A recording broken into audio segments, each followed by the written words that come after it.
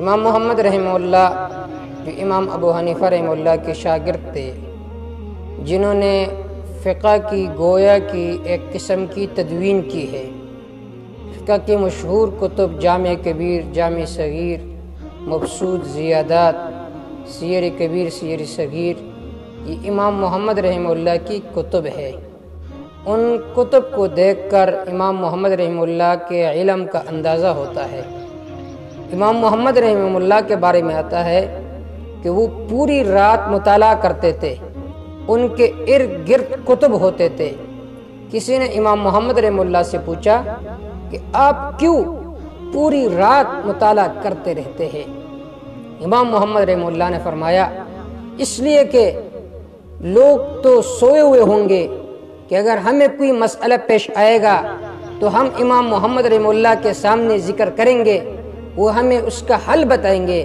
اگر میں بھی سو جاؤں، قوم کا رہنما بھی سو جائے، تو پھر اس امت کا، اس قوم کا کیا بنے گا؟ اور آج کل ہماری حالت ہے کہ ہم تو سوتے رہتے ہیں، فضول چیزوں میں اپنا وقت ضائع کرتے رہتے ہیں۔ اس وجہ سے ایک شاعر نے ایک عجیب بات کہی ہے، اذا كان الغراب سواد قوم فيهديهم الى طريق الهالكين۔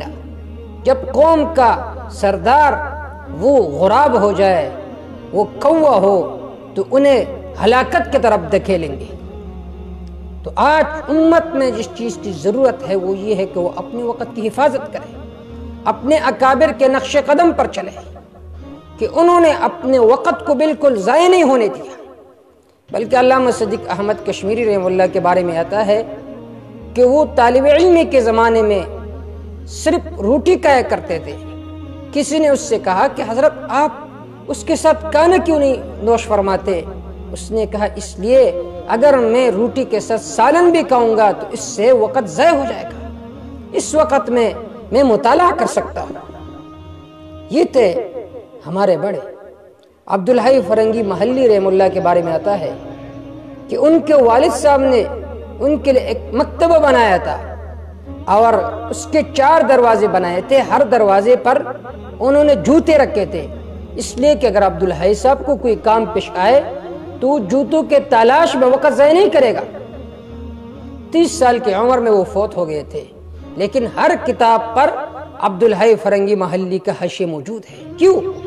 انہوں نے وقت کی حفاظت کی، انہوں نے وقت کی قدر کی۔ جب انہوں نے وقت کی قدر کیا تو اللہ رب العزت نے ان کی قدر کی۔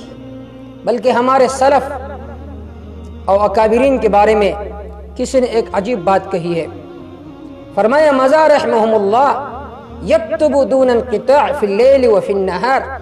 ہمارے اکابر ایسے تھے کہ جو اس دنیا سے تو چلے گئے تھے، لیکن اپنی زندگی میں وہ دن میں بھی کچھ لکھا کرتے تھے، رات میں بھی کچھ لکھا کرتے تھے۔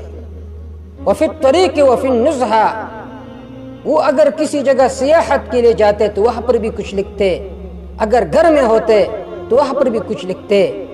فرمایا کہ وہ ایسے تھے وَأَظُنُّ أَنَّ الطَّرِيقَ وَحْدَهُ هُوَ الَّذِي خَلَا مِنْ قَلَمِهِ، کہ اس کی زندگی میں سے کوئی فارغ لمحہ وہ ہوگا کہ جب وہ راستے پر سفر کرتا ہے پیادل تو اسی وقت تو انہیں کچھ لکھا جا سکتا ہے، تو یہی وہ لمحہ ہوگا کہ جو ان کے کتابت سے اور مطالعہ سے فارغ وقت ہوگا۔ یہ تھے ہمارے اکابر۔ بلکہ یہ تک فرمایا وَقَدْ كَانَ فِي جَيْبِهِ دَفْتَرٌ عَظِيمٌ وَقَلَمٌ يُفِيدُ الْفِكْرَةَ الشَّارِدَةَ، کہ وہ ایسے تھے کہ جن کے جیب میں ہمیشہ ایک کتب خانہ ہوتا تھا جس میں عظیم اور مفید علمی باتیں ہوا کرتی تھی۔ یہ تھے ہمارے بڑے۔ اور آج کل ہم، علماء نے لکھا ہے ایک عالم کے بارے میں کہ وہ ایک مرتبہ کسی جگہ ہوٹل پر چلے گئے تو لوگ فضولیات میں مصروف تھے۔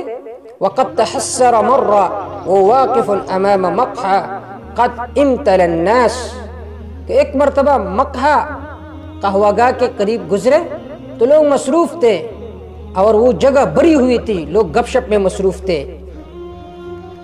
وہ کیا تھے؟ فارغین یضیعون الوقت فی اللہو، کہ وہ فضولیات میں مصروف تھے۔ فقال لبعض محبی، انہوں نے اپنے بعض محبین سے کہا کہ افسوس ہے ان لوگوں پر، کم اتمنى، کاش کہ یہ لوگ وقت کو ضائع نہ کرتے۔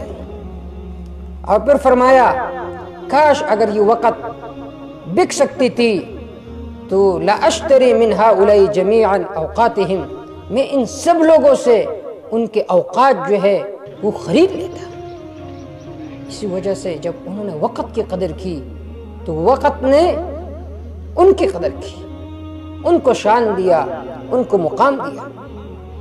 امام راضی رحمہ اللہ کے بارے میں آتا ہے کہ امام راضی رحمہ اللہ فرماتے تھے واللہ انی اتأسف فی الفوات عن الاشتغال بالعلم فی وقت الاکل فإن الوقت والزمان عزیز۔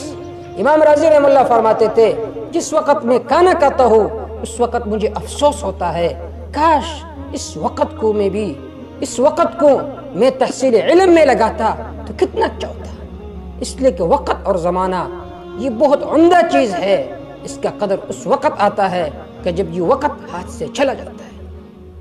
تو تمام دوستوں سے اپیل و درخواست ہے کہ اپنے وقت کو ضائع نہ ہونے دیں، بلکہ اس کو اللہ کے رضا میں اور علم کے حصول میں صرف کر